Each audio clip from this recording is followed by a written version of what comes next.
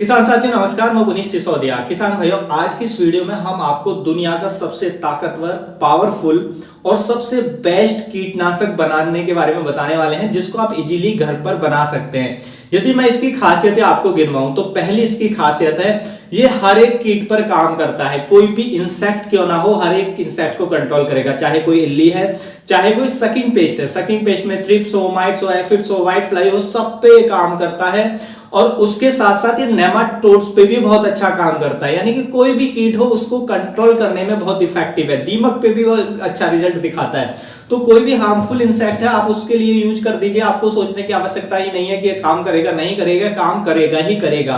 और इसकी खासियत आपको बताऊं कि इसको आप एक तो फ्री में बना सकते हैं, बिल्कुल फ्री में, फ्री ऑफ कॉस्ट घर पर बना सकते हैं। और इसकी खासियत है कि इसको आप 1 साल के लिए बना सकते हैं, यानी कि 1 साल तक स्टोर करके, एक बार बना के 1 साल तक स्टोर करके आप इसको पूरी साल अपनी फसलों पे फ्री में यूज कर सकते हैं। और भी इसकी खासियत बताऊं कि आप इसको किसी भी कीटनाशक के साथ, किसी भी फफूंदीनाशक के साथ, किसी भी फर्टिलाइजर के साथ मिक्स करके स्प्रे कर सकते हैं, यानी कि सब के साथ कंपेटेबल होता है। और भी इसकी खासियत यदि आप सुनना चाहते हैं तो ये एज ए फंजीसाइडल भी वर्क करता है, यानी कि फंगस को भी कंट्रोल करने में इफेक्टिव है, स्पेशली जो पाउडरी मिल्ड्यू फंगस होती है।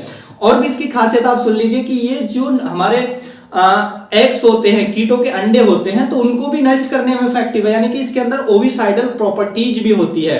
एक और जो सबसे अच्छी इसकी खासियत है कि आप इसको कंटिन्यू यूज कर सकते हैं।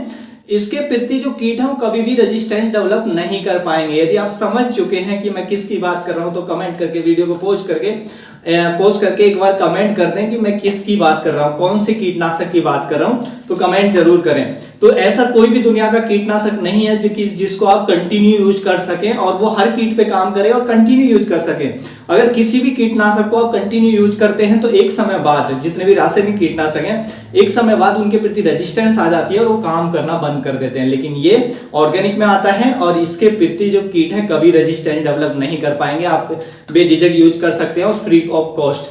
आप समझ गए कि मैं किसकी बात कर रहा हूं? मैं कर रहा हूं नीम ऑयल की बात। जी हाँ, नीम ऑयल और नीम केक दोनों के बारे में बताने वाले हैं कि आप इनको घर पर कैसे बना सकते हैं, कितने ppm का बनेगा जो आप बनाएंगे, और उसको आप पूरी साल कैसे उपयोग कर सकते हैं, क्योंकि एक बार बना करके आप पूरी साल उपयोग में ले सकते हैं। और इसको किसी भी के साथ भी मिक्स करके स्प्रे कर सकते हैं, आपको दिक्कत नहीं है कि आपको इसको सेपरेट ही यूज करना है। तो बहुत ही शानदार है नीम ऑयल।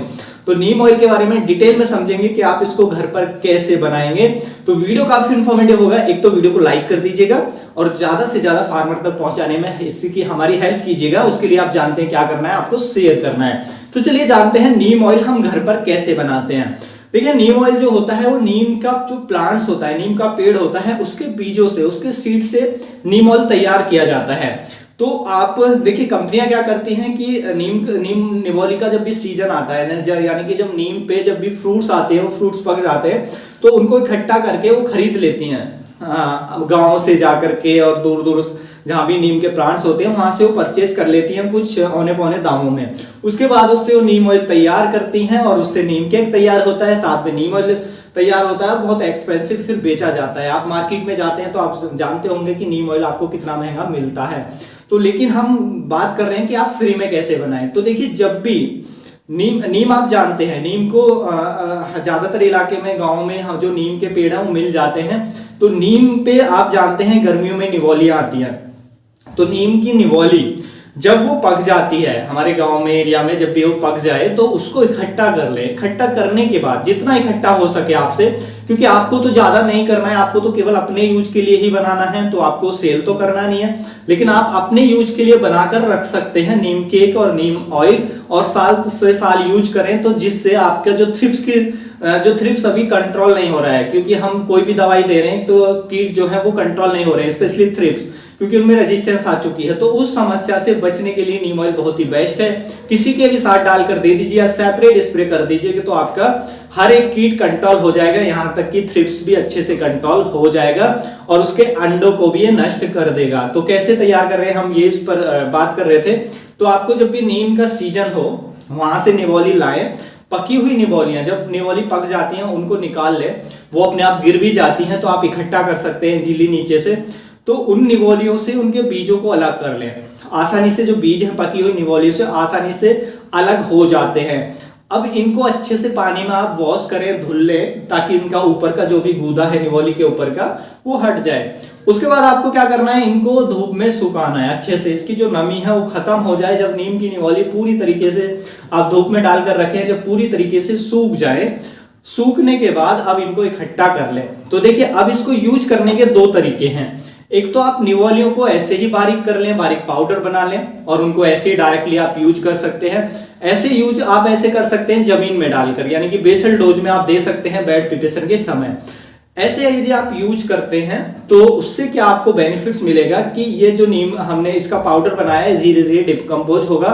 तो इसमें जो अजादिरेक्टिन नामक तत्व होता है, देखिए नीम के जो सीड्स होते हैं, बीज होते हैं, उनके अंदर जो अजादिरेक्टिन नामक तत्व होता है वो हमें देखने को मिल जाता है 0.2 से लेके 0.4% तक, यानी कि 2000 ppm से लेके 4000 ppm तक अजादिरेक्टिन नामक तत्व होता है नीम की जो सीड्स होते हैं, बीज होते हैं उनके अंदर। तो जब आप इसको अपने खेतों में ऐसे डायरेक्टली कूट करके डाल देंगे तो ये बहुत ही बेनिफिशियल होगा, ये एज ए फर्टिलाइजर वर्क करेगा।